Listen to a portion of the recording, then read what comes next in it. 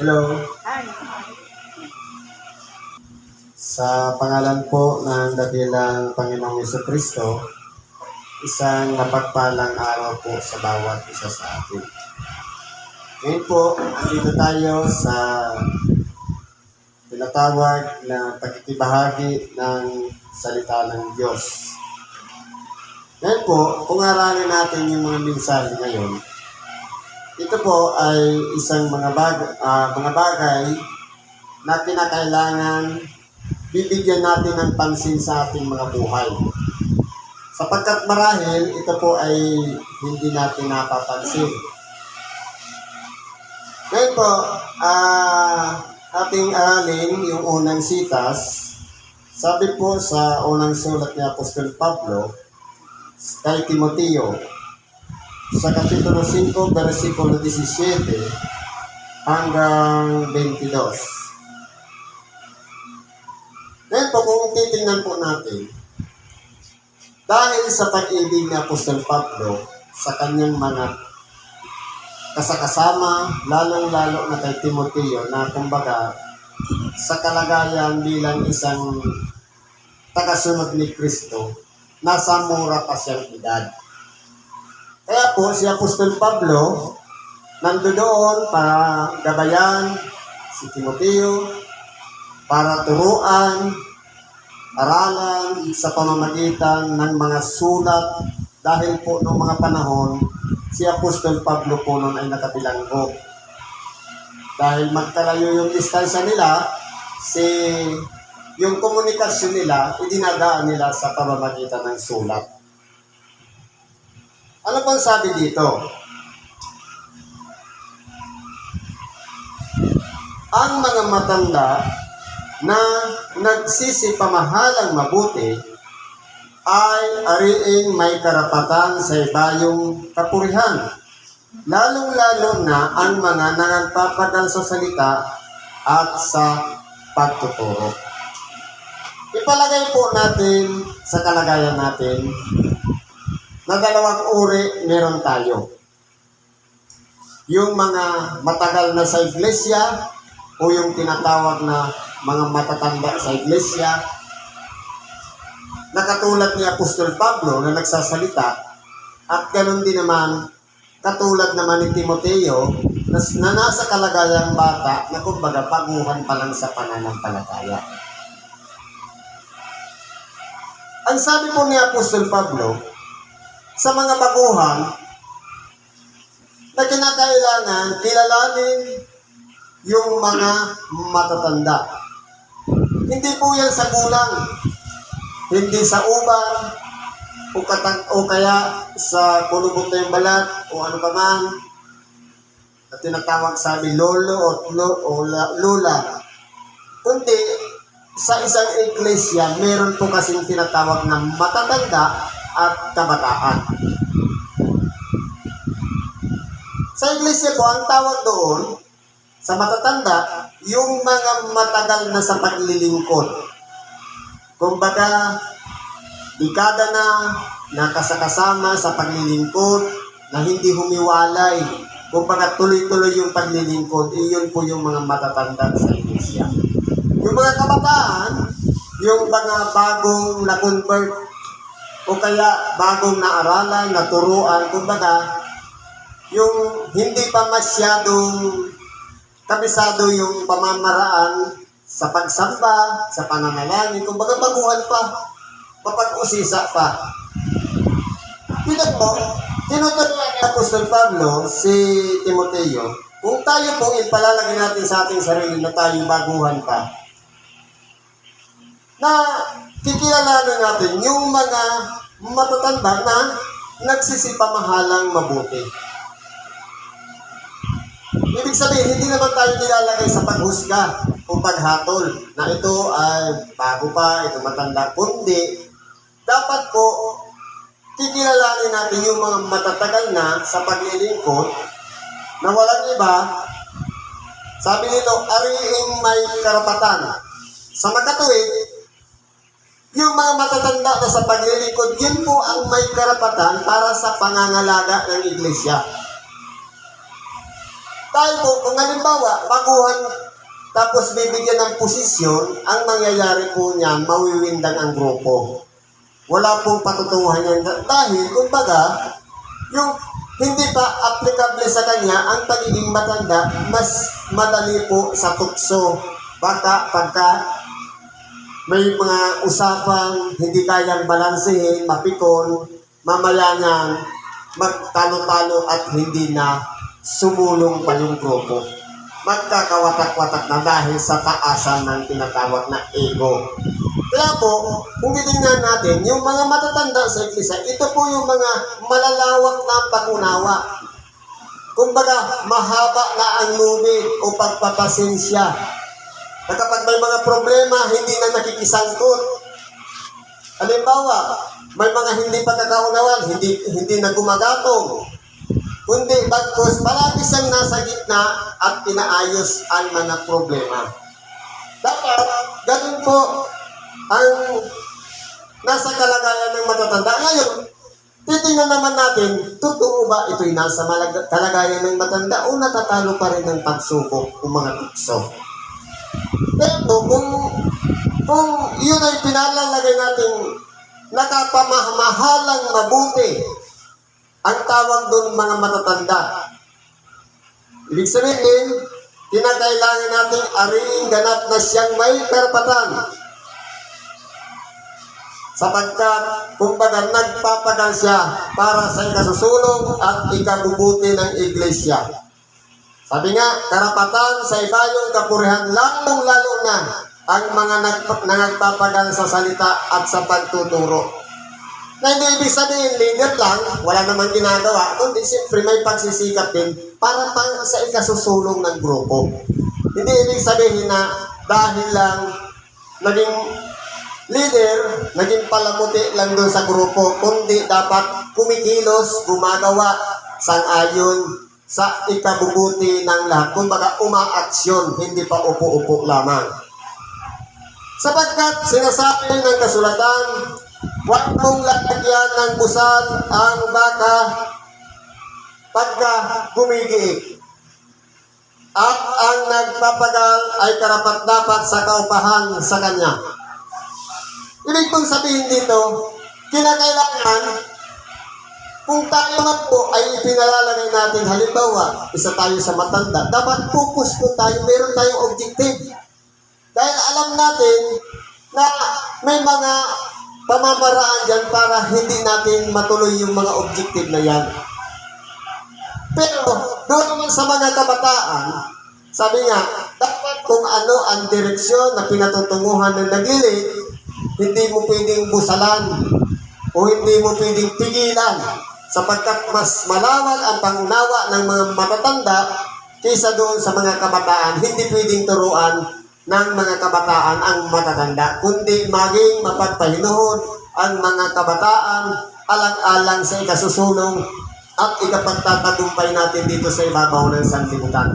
Kasi po, kumbaga, sa pagkikitungo natin dito sa ibabaw ng sanlibutan, meron tayong magandang plano, meron tayong objective, na yun ang kalalabasan dapat, maabot natin yon. Pero sa kabila po nun, dahil tayo nasa Diyos, meron din plano yung kalaban. Ang trabaho ng kalaban, to oppose, kalabanin yung programa ng Diyos. Kaya nga tinawag yung kalaban ng Diyos Satan, ibig sabihin to oppose. Opposer kasi siya ang taga-kontra ng plano ng Diyos. Kaya po, kung sa pagpaplano, kaya nga binibigyan ng karapatan yung matatanda dahil kahit pa yan kontrahin, kahit pa yan tutulan, pagpapatuloy niya yan dahil, kumbaga, bihasa na siya sa pakikipaglaban sa mga kumukontra at tumututol sa plano. Ganyan po yan. Kaya ako pang sabi dito,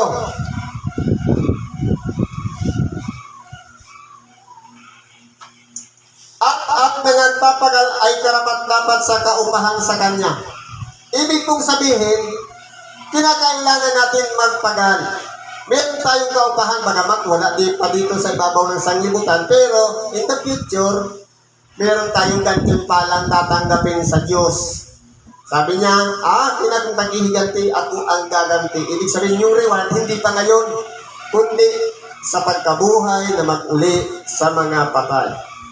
Laban sa matanda ay huwag kang tatanggap ng sumbong, maliban sa 2 o 3 saksi.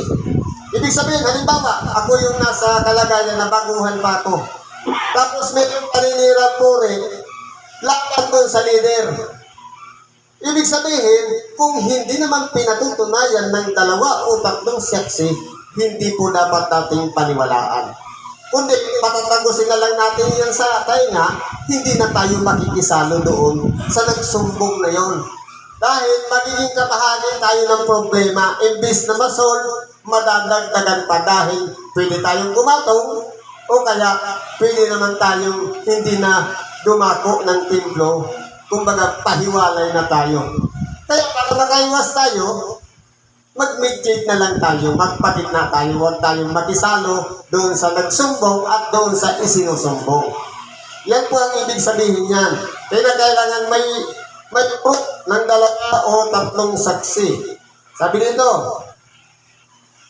sila na mga nagkakasala ay paalalahanan mo sa harapan ng lahat upang ang iba na may mga takot. Halimbawa, sa kalagayan ni Timoteo, nasa mura pa siyang edad. Na kinakailangan, meron tayo pong karapatan sa mga gumagawa ng paglabag o mga nagkakasala. Halimbawa, meron tayong bylaws. Pagkatapos, merong mga tao na sumasalangutan sa bylaws, pwede natin silang pagsabihan. Lalong-lalo na yung nagpupunwaring may karapatan pero wala namang karapatan para naman hindi na niya ipagpatuloy at pati yung mga iba na hindi pa na-involve matakot na huwag naling makiayon doon sa ginagawa ng kaguluhan. Ganun ba ang ibig sabihin dito ni Apostol Pablo? Para naman yung iba matakot na hindi na makisangkot, kumbaga didistansya na. Hindi naman ibig sabihin didistansya na lalayo na sa grupo, kundi kumbaga hindi na makikialam doon sa problema. Ang gagawin niya na lang, pwedeng manalangin siya para sa ikaayos ng grupo, ikasusulong, ikapagtatagumpay. Pinagpilinan kita sa paningin ng Diyos at ni Kristo Jesus at ng mga anghel na hinirang na iyong gagawin ang mga bagay nito na walang pagtatangi na huwag mong gagawin ang anumang pagayo. Ibig kong sabihin dito, sa paningin ng Diyos at ni Kristo Jesus, pati yung mga anghel na hinirang ng Diyos, tayo pong lahat ay pinaalalahanan dito sa pamamagitan lang ng bagamat ito'y sulat lamang ni Apostol Pablo kay Timoteo para sa ating lahat po ito. Na kinakailangan po yung pagganap natin sa mga bagay, lalong-lalo na sa loob ng iglesia, kinakailangan po balanse. Ibig sabihin, wala kang kinikilingan, wala kang itinatangi. Kundi, nagmi-mediate lang tayo sa gitna. Dapat ganun po nun. Sabi nga dito, huwag mo gagawin ang anumang pagayo. Sabi sa English, doing nothing by partiality. Ibig sabihin, yung dapat balance lang tayo. Halimbawa, may salungatan yung Pangulo at pangalawang Pangulo. Dapat huwag kang lalapit sa isa masyado, huwag ka naman lalapit sa isa o lalayo sa isa. Dapat immediate lang kita. O nasa gitna lang tayo para tayo yung... Kasi yung tao po kasi na hindi kasama sa sitwasyon ng problema, mas malawak po ang pag-isip. Unlike kung sa tao na involved ng problema. Halimbawa, nagtalo yung 2 tao, siyempre, kung yung kapamilya, hindi naman yung magiging balance. Ang gagawin niya yun, papanigan niya yung asawa niya. Dahil yun ang kapamilya niya. Yun ang ka-close niya. Pero dapat po dito, tinutunan tayo ni Apostol Pablo, maging balance tayo. Kapag mayroong nagtatalo at hindi nagkakasundo, kinakailangan po, isasaalang-alang natin yung pagtatagumpay palagi na dapat hindi na sa pamamagitan natin makakadagdag pa tayo sa problema o kaya sa pamamagitan nito makakasolve tayo ng problema, kundi dapat both side, parehas natin tulungan, parehas natin gabayan at ipanalangin. Yun po yung ibig sabihin, doing natin by partiality. Kasi kung halimbawa, gumagawa tayo sa panig lang ng isa at hindi naman natin o binabaliwala natin yung isa, doing natin, walang kwenta po ang ating ginagawa. Kaya po, sabi dito, para makinig tayong kalugod-lugod sa Diyos, ano man bagay na ating ginagawa, dapat i-balance natin. Kung ano man, halimbawa, hidwaan ng dalawang tao o dalawang grupo, kinakailangan in-mediate tayo doon sa dalawang grupo. Dahil po, pwedeng lumala yun o pwedeng magkasundo-sundo yun. Nasa atin po ang susi ng pagkakaisa para sa lahat. Yan po, ito pong sitas na ito, napakaganda po kung bibigyan natin ng diin. Lalo-lalo na kapag ang pagkakapatiran nagkakaroon na ng mga paksyon o pagkakabahabahagi. Kasi po, yung mga tao po kasi na involved sa situation, ang nangyayari po kasi nakapanghuhusga. Napapanig sa isa hindi, ibabaliwalay ng isa. Dahil po sabi, ibigin ninyo ang inyong mga kaaway at idalangin ang sa inyo'y nagsisiusi. Ibig pong sabihin, marami siguro yung mga tao na itinuturing tayong kaaway o kaya itinuturing tayong inuusig tayo na kumbaga tinitingnan yung hangganan ng ating limitasyon kahit na tayo matagal na sa iglesia na kumbaga idalangin natin sila sapagkat sila po nasa kalagayan ng kadiliman. Tayo po nasa kaliwanagan, tayo yung may nakakaunaka at may malawak na pag-iisip, ilalakip natin sa panalangin yung mga taong pinanggagalingan ng mga pananalitang hindi katanggap-tanggap sa ating mga tainga. Sa makatuwid, doon natin mapagbibigyan ang udyok ng Espiritu sa ating puso upang sa ganon, ang salita ng Diyos ay manahan sa ating puso at makilala natin ng lubusan si Kristo sa ating buhay. Kaya nga kung titingnan natin, ginamit na ni Apostol Pablo yung taktik niya. Sa paningin ng Diyos at ni Kristo Jesus at ng mga anghel. Tatlo yung ginamit niya. Alang-alang na lang sa Diyos. Alang-alang kay Kristo at sa mga anghel, yung mga protector natin. Ang gawin natin, i-balance natin yung pakikitungo sa kapwa. Sa pangulit, huwag mong ipatong ng madalian ang iyong mga kamay sa kanino man, ni huwag kang makaramay sa mga kasalanan ng iba, ingatan mong malinis ang iyong sarili. Kaya ito po, kung titingnan natin, dito po, kasi sa paglilingkod, meron talaga dito naglilid, meron nangunguna. At yun yung may karapatan, walang iba yung nagpapatong ng kamay. Pero po sa atin, hindi naman tao ang nagpapatong ng kamay. Espiritu po, sa pamagitan ng mga batlaya, pinapatong yung kamay. Kaya tumatanggap tayo ng pagkalinga ng Diyos para makasama sa kawan. Ibig kong sabihin dito, tayo man po, inaaralan dito, na totoo, hindi madalian ang pagpapatong ng kamay.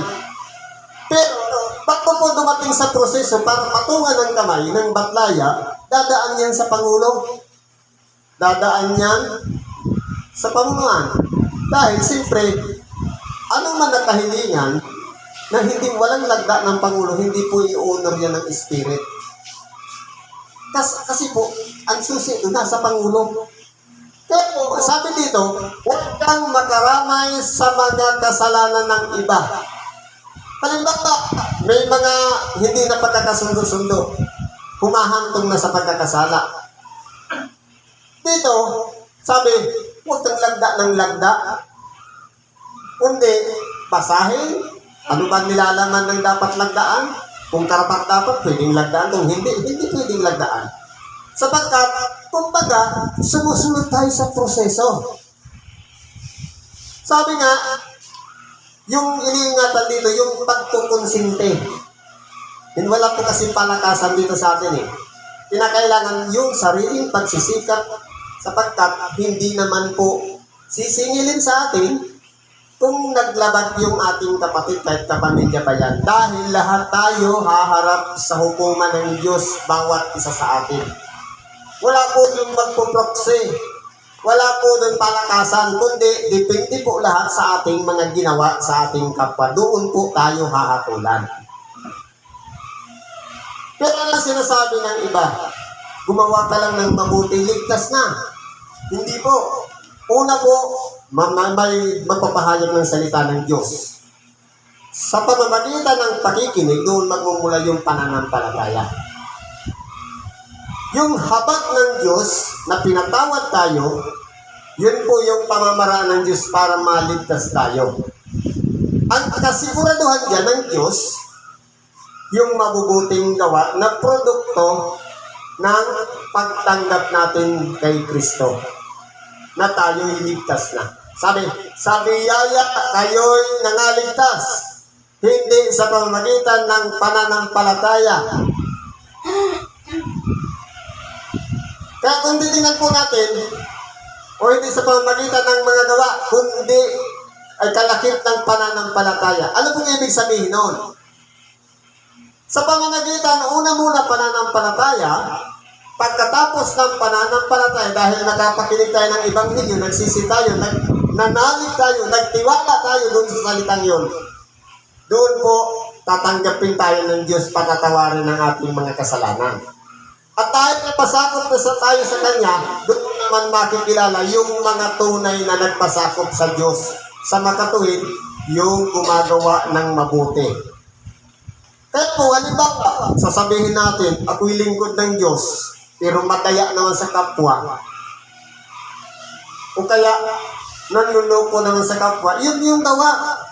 Kaya ang mangyayari po niyan, kung ang gawa ay sumasalungat sa katotohanan, hindi po yan galing sa Diyos. Kumbaga, pakitang tao lang ang kaligtasan. Kaya dapat makita sa atin ang katapatan natin sa ating pagkaligtas, na dapat ingatan natin yung ating sarili, na dapat ang gawin lang natin yung mabubuting gawa. Produkto na lang yun. Kumbaga, dahil sa pananampalataya, pinatawad tayo. Habag ang tawag doon, o awa. At pagkatapos, sasabihin sa ligtas na tayo. Ang fruit ng kaligtasan, mabubuting gawa. Yun yung result, o yung bunga, o yung prutas na walang iba. Kung maganda ang pagkakatanim at nasipsip lahat ng ugat, ang mga sustansya, naturuan at napaliwanagan ng maayos, napakita yung mga do's and don't, ito yung wag, ito yung gawin mo. Kapag nasunod natin yan, doon natin malalaman sa bunga. Kung ang bunga ba niya mabubuti o masasama. Hindi ibig sabihin, gumawa lang tayo ng mabuti, ligtas na. Kundi, ang kaligtasan, nakikita muna sa pananampalataya, pagkatapos doon, yung result, yun na yung mga mabubuting gawa. Kaya po, tayong mga tao po, tinuturan tayo dito ni Apostol Pablo, kung titingnan po natin, maging balance tayo. Mag-meditate tayo, pumagitna tayo, sapagkat hindi po makukuha yan sa pabilisan o pagalingan o pagmamarunong man. Kundi, sa bawat tao sa atin, kinakailangan natin mag-isip, tingnan natin sa ating sarili, hanapin natin ano ba ang totoo. Ano ba ang nakalulugod sa Diyos? Ano ba ang mga bagay na karapat-dapat sa Diyos? At ano ba ang mga bagay na kalooban ng Diyos? Sapagkat tayo po mga tao, may sarili tayong kalooban. Pwedeng maudyukan nyo ng masama. Pero kung kalooban ng Diyos ang sinusunod natin, kasama na po nun yung pagsasakripisyo ng ating sarili. Yun po yung importante po nun. Siguro naman dyan na lang ang pakikibahagi natin sa araw na ito. Salamat po sa Diyos at pinagkalooban niya tayo pagsama-samahin sa lugar na ito. Ano man ang ating kahilingan, karaingan man, problema, karamdaman man, o kung ano-ano pa man na dumarating sa ating buhay. Pagsubok man yan, lahat ng yan, idulog natin sa Kanya. At ipagkakalog niya sa atin yung gabay upang sa ganun pangunahan ang ating nag-iisang pag-iisip na masolusyonan ang lahat ng bagay. Sa ngalan ni Kristo Jesus, salamat at mapagpalang hapon sa ating lahat.